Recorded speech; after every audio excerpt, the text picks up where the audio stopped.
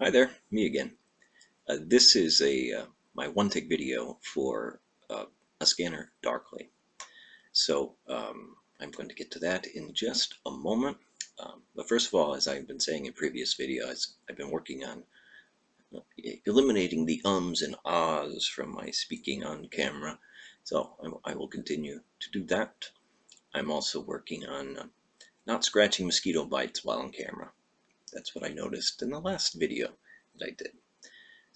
A Scanner Darkly and the author Philip K. Dick.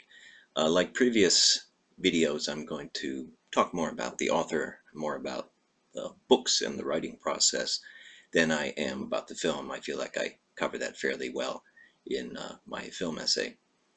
Philip K. Dick.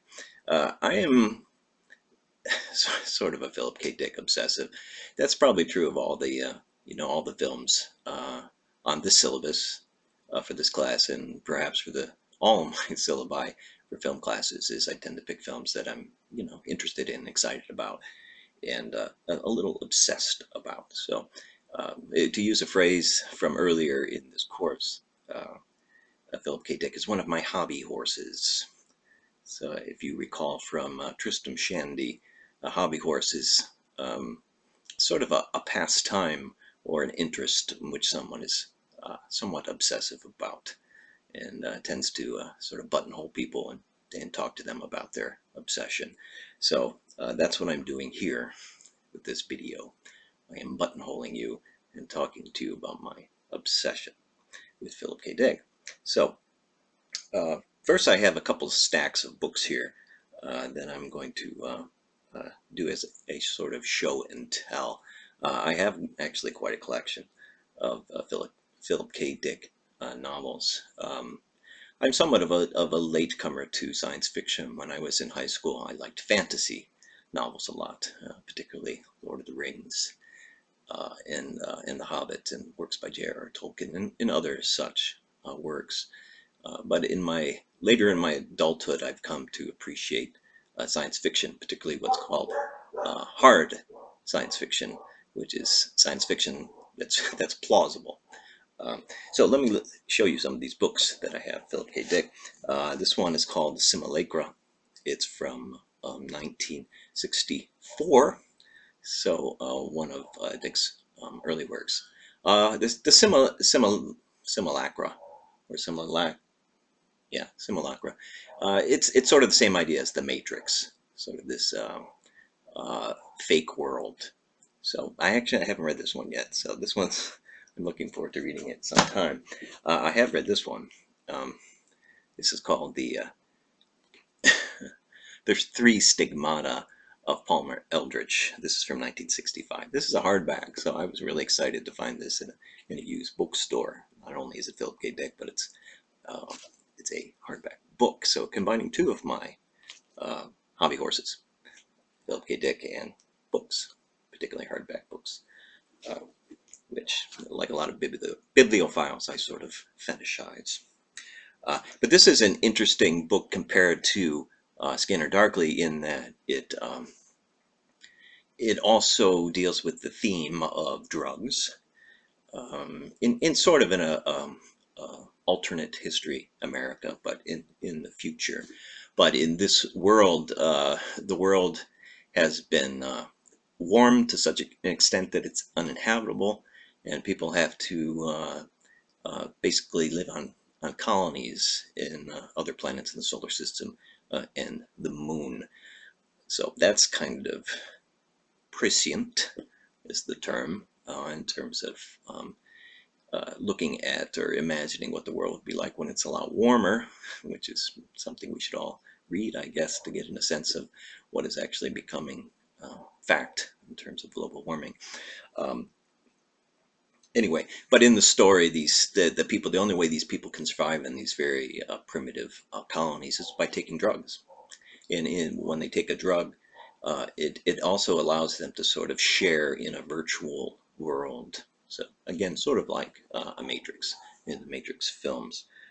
But its depiction of drugs, hallucinogenic drugs or what have you, is more positive than in A Scanner Darkly, which came later in the 70s, you know, after all the excitement and experimentation with drugs had run its course. And as you know from what you read for Scanner Darkly, it's, you know, people began to abuse drugs, and it became a nightmare for many people, particularly powerful drugs like LSD and heroin, which it did some real damage to quite a few people, as Philip K. Dick talks about in the film. So anyway, interesting to compare that book. I also have a couple of the later books of Philip K. Dick. This is Valis. He did like a trilogy at the end of his life, which was sort of paranoid. He sort of had a religious vision and believed that, in a sense, there is this alien intelligence in the form of a huge computer that was controlling people's thoughts. So he sort of believed that, but he wrote some novels that deal with that. Also, the last one, this book was found after he had died, Radio Free Albemuth, which also deals with Valis. This is Valis, the computer intelligence controlling human beings. Um, so I also have a copy, of course, of Scanner Darkly, and this is, as you can tell, this is the movie version, the version that came out after the film came out. I'm not going to say much more about that because, of course, I did in my my film essay. However, I have another copy of Scanner Darkly. This one. What you're wondering, what might the difference be? The difference is it's a graphic novel. So it's basically taking the artwork from the film and turning the book into a graphic novel. So it's interesting in that in this court, I mean, generally what you talk about, you take a graphic novel and you turn it into a film, and that's certainly the case with The Watchmen, which we'll be seeing this week coming up. But it's sort of, I'm not sure if I would call this remediation or demediation. In terms of remediation is taking something in one media form and translating into another, and that's basically what film adaptation is, taking a book, the medium of the book, and sort of transferring it to the film world, which when you change the medium, you change a lot of the meaning of the book. But this sort of takes the opposite, in that it became a film and then it became a book, a graphic novel in this form. So I mean, but once you sort of convert it into a different medium, you have to change a lot of things, and again, that changes the meaning of it. So just in terms of, you know, the layout of different pages and the choices that you have to make in terms of the screen or the screenshots or whatever that you're going to include in your graphical novel, and how you're going to sort of put them together, and where do you put the, you know, word bubbles and all that. It's interesting. But one thing this book says, to me anyway, is that when Linklater was making the film, he sort of had this in mind. He was actually adapting a Philip K. Dick novel that he saw in his mind as a graphic novel. And then after they put the film out, then the graphic novel came out as sort of to show that, you know, it really was supposed to be a graphic novel to start with. So anyway, we're going to deal with some interesting twists on that when we deal with Watchmen, which of course was a graphic novel turned into a live action film, which in terms of adaptation raises all sorts of thorny problems that is fun to sort of tease out and deal with. I got 9 minutes left. I'm just going to say a few things about writers that I compare with Philip K. Dick, and one would be actually my favorite writer ever since high school, which would be Kurt Vonnegut. So these books, actually, I have more of Kurt Vonnegut, but these are the ones that deal with, like Philip K. Dick,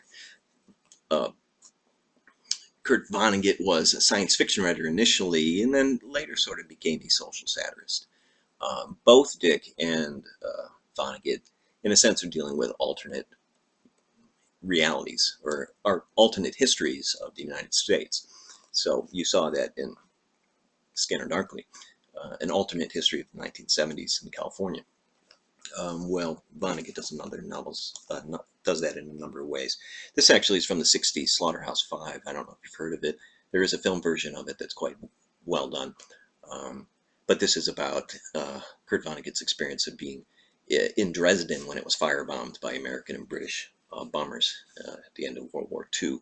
And but it's also the main character travels in time, which is a big theme of Vonnegut. Uh, I guess the point I wanted to make there is they're similar in terms of it's not they don't do just not science fiction. They use science fiction as a way to discuss uh, to develop alternate histories, which is in a sense a commentary and critique of the way things are. So keep that in mind. Finally, another writer, and I actually mentioned this to one of you. In terms of talking about Samuel Delany. He is a science fiction writer, also like Vonnegut and like um, Philip K. Dick, is a social satirist as well as a science fiction writer. So this is probably his masterpiece, Samuel Delany. It's called Dahlgren. It's set in the 1970s in a city in the middle of America that, for some reason, just basically falls into chaos and sort of becomes a free city, and all these criminals and visionaries that come there and try to create a new world. It's interesting. It's like some of the books on our syllabus, unfilmable. Sam Delaney wrote a lot of books. None of them have been made into films, partially because of his writing style is just so rich and dense and sort of a postmodern a writer, a lot of philosophy and what have you. It's really hard to translate. But this, who knows, maybe one of you will write a screenplay for this particular book. But I mean, what it describes is a term that Delaney coined called a cultural fugue, where a society reaches a level of complexity in which it basically sort of implodes and uh, falls into chaos. And anyway, prophetic in its own way. I'm at 12 minutes, so I'm going to stop. But and just that Samuel Delany, by the way, is he's an African American writer, so he's sort of an anomaly in terms of science fiction, but certainly a seminal figure. Okay, I'm going to stop here. I'm actually going to come back in just a minute and do a video talking about Harry Potter and the Prisoner of Azkaban. So, later.